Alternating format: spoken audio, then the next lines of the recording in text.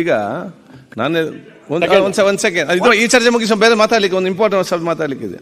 ಈಗ ವಿಚಾರ ಅಂತ ಹೇಳಿದರೆ, ನಮಗೆ ಸದನ ಚೆನ್ನಾಗಿ ನಡೆಸಿಕೊಂಡು ಹೋಗಿ ನಮ್ಮೆಲ್ಲ ಚರ್ಚೆಗಳಾಗಬೇಕು, ಬಿಲ್ಗಳು ಪಾಸ್ ಆಗಬೇಕು, ಕಾಲಿಂಗ್ ಅಟೆನ್ಷನ್ ಎಲ್ಲ ಶಾಸಕರ ಅವಕಾಶ ಸಿಗಬೇಕು. ಇದು ಆಗಬೇಕಾದ್ರೆ ನಾವಿದ್ದುಕೊಂಡು ಅವ್ರನ್ನ ದೋಷಿಸೋದು, ಅವರಲ್ಲಿದ್ದುಕೊಂಡು ನಮ್ಮನ್ನು ದೋಷಿಸಿದ್ರೆ ಇದಕ್ಕೆ ಸಮಸ್ಯೆಗೆ ಪರಿಹಾರ ಸಿಗಲಿಕ್ಕೆ ಸಾಧ್ಯವಿಲ್ಲ.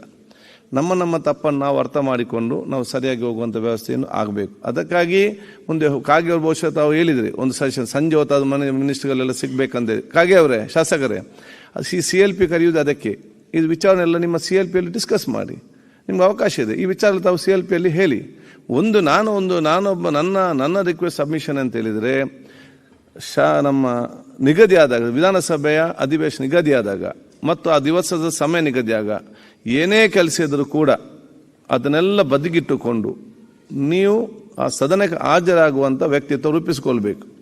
ನೀವು ಸದನಕ್ಕೆ ಹಾಜರಾಗ್ತಂತ ಹೇಳಿ ನಿಮ್ಮ ಶ್ರೀತ ಜನರಿಗೆ ಹೇಳಿ ಬಂದರೆ, ನಿಮ್ಮ ಶ್ರೀತ ಜನರು ಯಾರು ನಿಮ್ಮನ್ನು ದೂಷಿಸಲಿಕ್ಕೆ ಹೋಗುವುದಿಲ್ಲ, ನೀವು ಹೋಗಬೇಡ ಅಂತ ಹೇಳೋದೂ ಇಲ್ಲ. ಮತ್ತು ಅದರಿಂದ ಒಂದು ಓಟು ಕಡಿಮೆ ನಿಮ್ಗೆ ಆಗಲಿಕ್ಕೆ ಯಾರಿಗೂ ಕೂಡ ಒಂದು ಓಟು ಕಡಿಮೆ ಕೂಡ ಆಗುವುದಿಲ್ಲ. ನೀವು ನನಗೆ 9 ಸೆಷನ್ ಸ್ಟಾರ್ಟ್ ಆಗ ಅಲ್ಲಿ ಹೋಗಬೇಕಪ್ಪ ಅಂತ ಹೇಳಿದರೆ ಎಲ್ಲರೂ ಕೂಡ ಕಾದು ಕೂತ್ಕೊಳ್ತಾರೆ, ಸಂಜೆ ತನಕ ಬೇಕಾದ್ರೆ ಕಾದು ಕೂತ್ಕೊಳ್ತಾರೆ.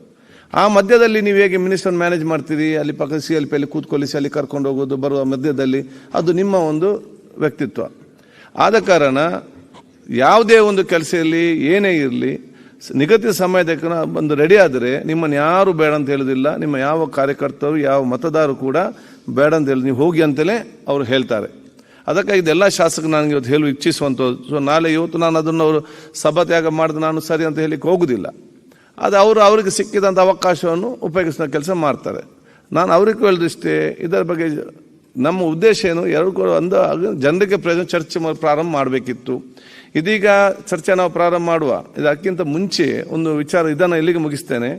ಇವತ್ತು ಇಲ್ಲಿ 1 ವರ್ಷ ಆಯಿತು, ಅದಕ್ಕೆ ನಾನು ಯಾವ ಸಚಿವರ ಹೆಸರನ್ನು ಓದಲಿಕ್ಕೆ ಹೋಗಲಿಲ್ಲ. ಮತ್ತು ಎದ್ದು ಹೋಗಿ ಮುಂದಕ್ಕಾಗಿ ಒಳಗೆ ಹೋಗ್ಬೋದು, ಅದೇನು ಪರಿಹಾರ ಸಿಕ್ಕಲಿಕ್ಕೆ ಆಗುವುದಿಲ್ಲ. ಅದು ದೊಡ್ಡ ವಿಚಾರವೂ ಅಲ್ಲ. 10 ನಿಮಿಷ ಮುಂದಕ್ಕೆ ಹೋಗಿ ಹಾಕಿ ಅಂತ ಹೇಳಿದರೆ ನನಗೆ ಅಲ್ಲಿ ಕೂತ್ಕೊಳ್ಬೋದು. ಅದರಲ್ಲಿ ದೊಡ್ಡ ವಿಚಾರ ಆಗುವುದಂತ ಅದು ಏನು ಸಮಸ್ಯೆ ಬಗೆಹರಿಸಿ ಹೋಗುವುದಿಲ್ಲ, ಅದೇನು ಕಷ್ಟದ ಕೆಲಸ ಕೂಡ ಅಲ್ಲ. ನಾವು ಕೂತ್ಕೊಂಡು ನಮ್ಮ ತಪ್ಪನ್ನು ಅರ್ಥ ಮಾಡಿಕೊಂಡು ಇನ್ನು ಮುಂದಕ್ಕೆ ನಾವು ಈ ರೀತಿ ಆಗಬಾರ್ದಂತ ಹೇಳಿ ಆ ಮನೋಭಾವ ಮತ್ತು ಮನಪರಿವರ್ತನೆ ಮಾಡುವಂಥ ಕೆಲಸ ಇವತ್ತು ಆಗಬೇಕದು. ಅದನ್ನು ತಾವೆಲ್ಲ ಇವತ್ತು ಚರ್ಚೆ ಮಾಡಿದಿರಿ. ನಾಳೆಯಿಂದ ತಾವೆಲ್ಲರೂ ಕೂಡ ಸರಿಯಾದ ಸಮಯಕ್ಕೆ ಬರ್ತೀರ ನಮ್ಮ ವಿಶ್ವಾಸ ಖಂಡಿತವಾಗಿಯೂ ಇದೆ. ನಾನು ಮಂತ್ರಿಗಳಿಗೆ ಹೇಳೋದಿಷ್ಟೇ, ಉತ್ತಮವಾದ ಕೆಲಸಗಳು ಸರ್ಕಾರದಿಂದ ಆಗುವಾಗ ಈ ಒಂದು ಸ್ವಲ್ಪ ಹೊತ್ತು ತಡವಾಗಿ ಬಂದು ನೀವು ನಿಮ್ಮ ಆ ಇದ್ದಂಥ ಆ ಒಂದು ಹೆಸರಿಗೆ ಕಲಕ ತರಲಿಕ್ಕೆ ಯಾವುದೇ ಒಂದು ಮಂತ್ರಿಗಳು ಆ ಒಂದು ಅವಕಾಶ ಮಾಡಿಕೊಡೋದು ಬೇಡ ಅಂತ ನಾನು ಹೇಳಲಿಕ್ಕೆ ನಾನು ಇವತ್ತು ಬಯಸ್ತೇನೆ.